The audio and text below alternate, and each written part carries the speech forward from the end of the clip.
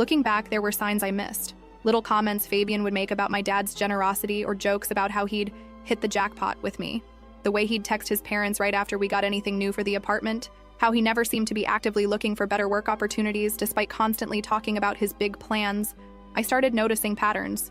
Whenever we were around my parents and the topic of money or careers came up, Fabian would go quiet or change the subject. If my dad mentioned his business, Fabian would suddenly become super interested, asking detailed questions. When we were alone later, he'd make these little digs about my dad being old money or set in his ways. One night when we were scrolling through Instagram together, he saw a photo of his ex and muttered something about how she had the looks, but not the stability. When I asked what he meant, he just kissed my forehead and said I was the whole package. I remember feeling weird about it.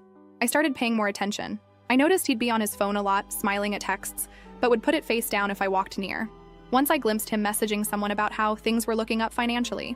When I asked, he said it was just his buddy talking about a new job. I wanted to believe him. 3 times. 3 times. I overheard snippets of phone conversations with his mom where he said things like, "It's comfortable," or "I'm just holding on for now."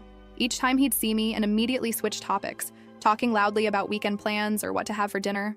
After the 3rd time, I started recording random conversations when he was on the phone. I know that sounds crazy invasive, but something felt so off, and I needed to know if I was being paranoid or if my instincts were right. Mostly, I caught nothing. Just normal conversations about sports or plans with friends. Then came that dinner at his parents' house. They invited us over for this fancy meal. Steaks, salads, wine, the works. Lydia kept touching my arm and telling me how happy they were that Fabian had found someone so supportive. Arthur asked questions about my dad's business, which felt weird since they'd met several times already. After dinner, I offered to cut the pie Lydia had baked.